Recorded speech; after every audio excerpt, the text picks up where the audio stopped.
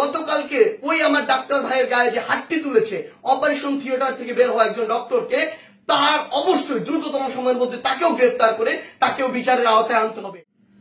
গতকালকে ঢাকা মেডিকেলের আমরা একটি ঘটনা শুনতে পেয়েছি। ঢাকা মেডিকেলে আমাদের যে ডাক্তার ভাইরা রয়েছে তাদের গায়ে হাত তোলা হয়েছে।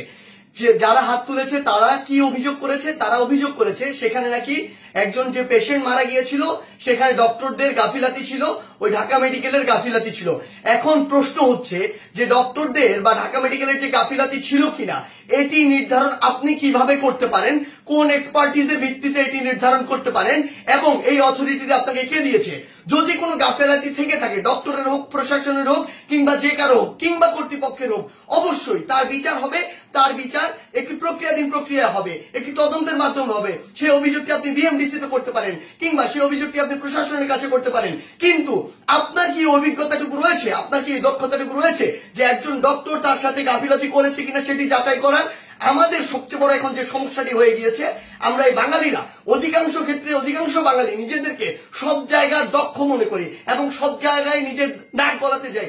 আপনি আমাকে একটি জিনিস বলুন, যে ডাক্তার 5 বছর ধরে এমবিবিএস পাস করলো, 1 বছর ইন্টার করলো, এরপর বছর বছর ধরে বিভিন্ন ডিগ্রি নিল, পড়াশোনা করলো, তিনি একজন পেশেন্টকে যেভাবে ডিল করেন, তিনি পেশেন্টের ভিতরের এবং বাইরের বিষয়গুলো যেভাবে জানেন, যেভাবে ট্রিটমেন্ট করেন, আপনি কিভাবে মনে করেন আপনি সেই পড়াশোনা না করে শুধু বাইরে থেকে দেখে নিজের চোখে যা মনে হলো তা দেখে তাকে একটি নির্দিষ্ট রেজাল্ট দিয়ে দিচ্ছেন, একটি নির্দিষ্ট ব্লেম দিয়ে দিচ্ছেন? আমাদের জায়গা থেকে স্পষ্ট বার্তা, এরকম একটি ব্লেম দিয়ে আসলে যখন আপনি একজন ডক্টরের গায়ে হাত তুলেন তখন আপনি যে কাজটি করেন সেটি আমরা বৈষম্য বিরোধী ছাত্র আন্দোলন আমাদের জায়গা থেকে কোনোদিনও সমর্থন করতে পারি না।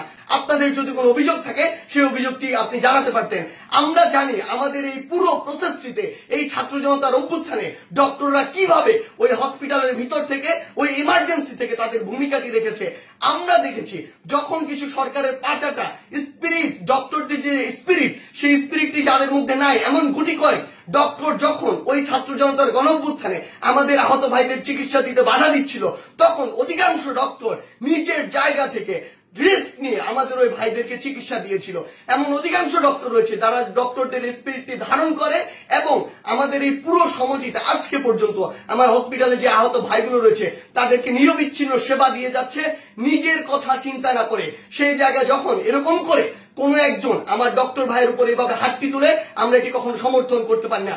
আমাদের জায়গা থেকে একদম স্পষ্ট একটি বার্তা, সেটি হচ্ছে যে আমরা প্রশাসনকে, মাননীয় স্বাস্থ্য উপদেষ্টা, ডিজি হেলথ সহ সকলকে একটি বিষয় স্পষ্ট করে বলতে চাই, আমাদের যারা মেডিকেলের ভাইরা রয়েছে, ইন্টার্ন ডক্টররা রয়েছে, কিংবা হসপিটালে যে ডক্টর ভাইরা রয়েছে, তাদের সাথে আমরা এই জায়গাটিতে একাত্মতা ঘোষণা করছি।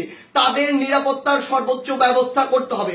তারা দিনরাত 24 ঘন্টা আমাদের জন্য কাজ করছে, অথচ কেউ একজন চাইলো আর একটা ব্লেম দিয়ে তাদের গায়ে এসে হাত দিয়ে দিল, এটি আমরা আমাদের জায়গা থেকে কখনো মানতে পারি না। আমাদের জায়গা থেকে একটি স্পষ্ট বার্তা হচ্ছে তাদের এই নিরাপত্তার ব্যবস্থাটি করতে হবে। এবং গতকালকে ঢাকা মেডিকেলে যদি ওই পেশেন্টের মৃত্যুর জন্য কোনো কর্তৃপক্ষের হোক, ডক্টর হোক গাফিলাতি থেকে থাকে, তদন্ত সাপেক্ষে তার যেমন বিচারের আওতায় তাকে আনতে হবে।